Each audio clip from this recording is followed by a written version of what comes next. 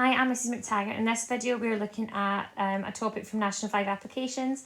We're looking at national insurance. And the way I'm going to do these, I'm going to do it very like the past paper questions because it's very similar and it's a guaranteed question to come up every year and it's good marks. My first question is, well, what is national insurance? You might not have heard of it before. You might not be 100% sure what it is. National insurance is another one of these things that come off your wages once you're employed to go along with maybe tax and pension and things like that. Maybe even student loans. There's loads of different things come off your wages. But national insurance is another one of these mandatory ones that you have to pay. So you pay national insurance if you're 16 or over, and what will happen is when you're 16 you get through, I don't know if they still do it, but I used to get a national insurance card through at the time where you get a unique individual code which you have to give to any employer, and without a national insurance number you can't legally work. So if you're over 16 and earning above £184 a week, you'll pay national insurance. So for your first little part-time jobs, you won't have to pay it, so don't worry. But over £184 you pay it, or if you're self-employed and making a profit of over £6,000 a year. You may be able to pay voluntary contributions to avoid gaps in national insurance contributions, etc. But where does national insurance go? Well, national insurance goes again to the government, but it's what helps pay for like your national health care and sick pay and all things like that. So let's look at the question. Okay, so here's an example. All of my examples follow really the layout of the past paper questions. It's the easiest way to do these type things. So I've got little table values up in the corner which we're going to use for all these examples. It's similar to the tax. It kind of works out in little different brackets of what, depending on what your wage is. So if you earn up to 8,060, you get off scot-free. Okay, so that is almost like your allowance. Anything between your 8,000 and 42,000, you'll pay 12% on. And then if you're a big earner and earn over 42,380, you'll pay 2% on that extra little bit. So unlike the tax, the high earners for that extra bit of their wage pay a very little amount. Now the first thing you do at these questions is you have a look at it and see, right, Alan earns £39,000. So Alan's going to fall into this bit here. So it's not overly complicated. If you earn over the 42,380, then you have a bit more working to do. So I always kind of draw like a little timeline to just have a think about what we're going to have to do here.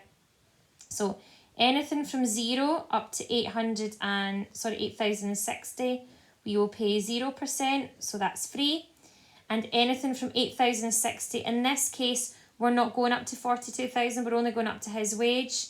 So anything from 8,060 up to 39,000, he will pay 12% on. Okay, so what we have to do first of all is we have to work out the difference in his wage. We have to work out how much that is. So you do 39,000, take away the 8,060, which leaves him with £30,940.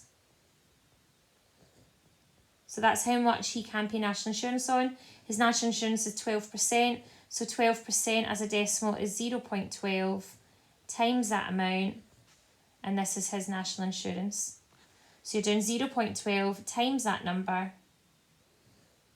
And you will get £3,712.80. So that is his national insurance. Now there's always a part B to these questions. This gets a wee bit more complicated.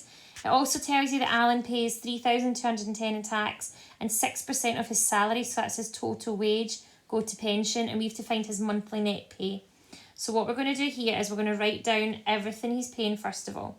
So we know his national insurance, we just worked that out, is £3,712.80. We know his tax is 3,210, and we need to work out his pension.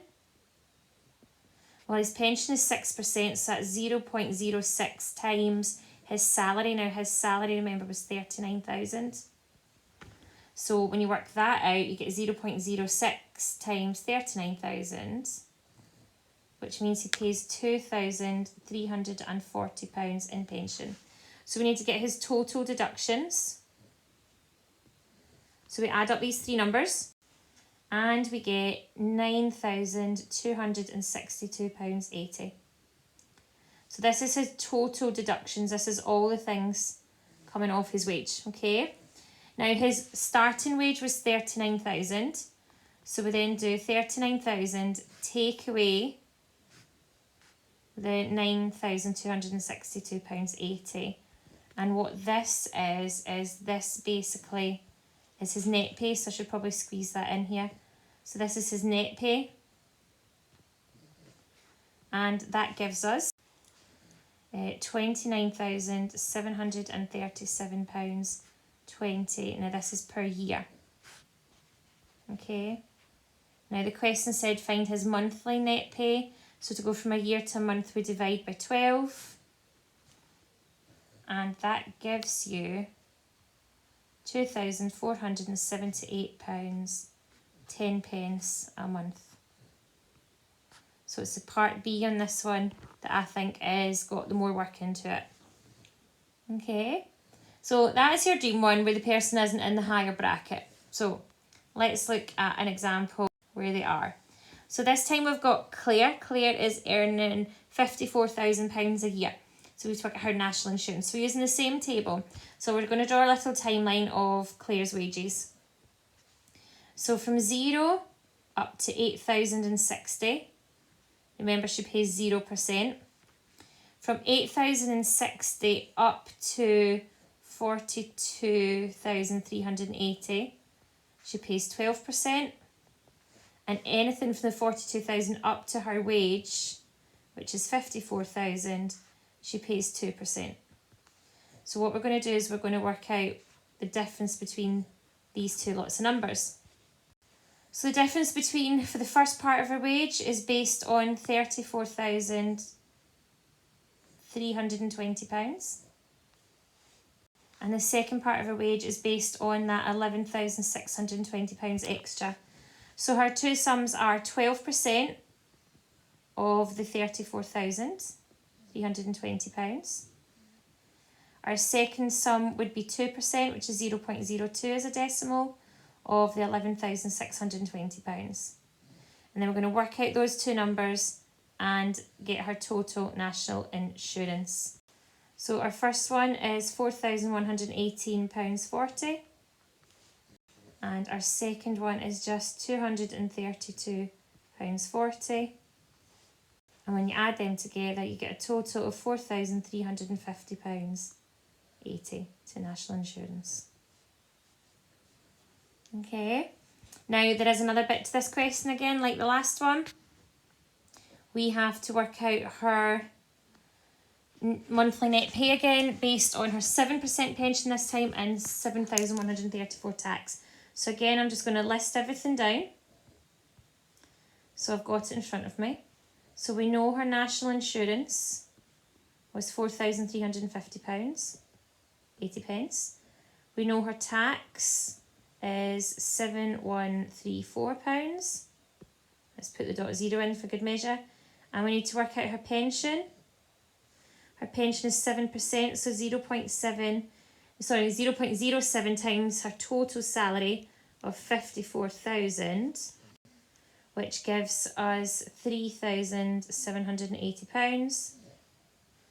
Let's get some more space. We then need to get her total for these numbers. So we do the total deductions. And you add them up and you get a total of £15,264.80 deductions. So her annual net pay will be, remember she started with 54,000. So we'll do 54,000, take away all the deductions totalled up.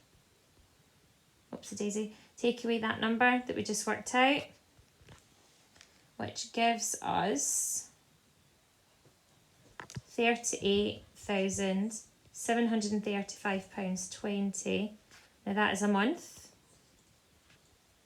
No, sorry, that's not per month. That is per year.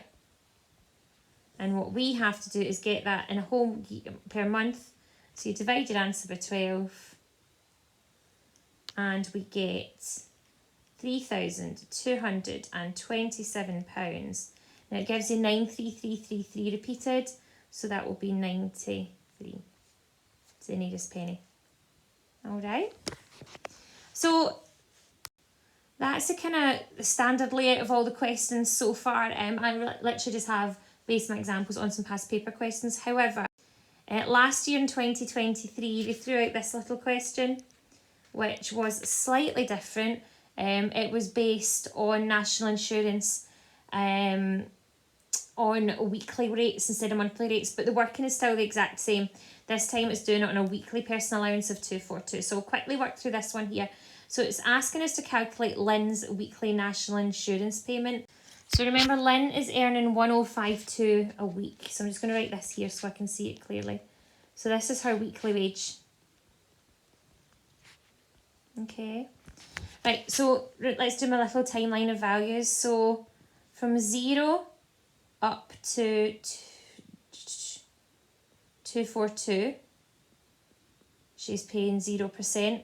From 242 up to 967, she's paying 13.25%. And anything from 967 up to her total wage of 1052, she's paying 3.25%. So we need to work out the differences between these numbers. So for the first bit, the difference is 725, and for the second bit, the difference is 85. So I'm just going to create a little bit more space myself.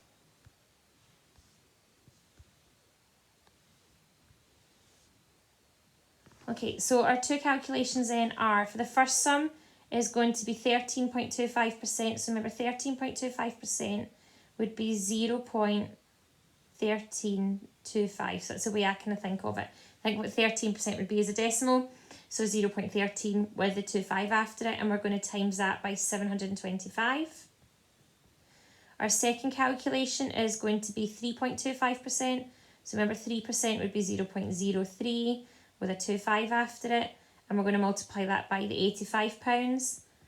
And then when we get those two answers, we'll do a total and work out her total national insurance. So let's go get the numbers. So our first sum is £96.06, the nearest penny. And our second one is £2.76, the nearest penny. And when we add them together, we get £98.82. So that is her total national insurance. Okay. Now the part B to this question was actually part E part 2, because there was loads leading into this question beforehand about Lynn, but this is just a snippet at the end of the question. So the next is taking in all our deductions again. So I'm just going to write down what our national insurance was before I forget that number. So her total answer was £98.82. We know her tax, sorry, I took a wee blank there. We know her tax is £52.08. Her pension, this time she's paying 4.5% of her weekly wage, so that would be 0.045 times, and remember her weekly wage was 1052 from the beginning of the question, and that gives us £47.34. We're going to get our total, so we're going to add them all up and get our total deductions. Total deducts for short. And this gives us a total of £198.24 in deductions. So her net pay will then be her 1052 starting wage, take away her deductions, which leaves her with £853.76 a week. And remember, this was already in weekly, so unlike my other questions, I don't have to divide this by anything at the end. So that is me exhausted the national insurance questions. I hope you've understood it. I definitely like the little layout of using the number line to work out what all the different little jumps are. So thanks for watching. Good luck.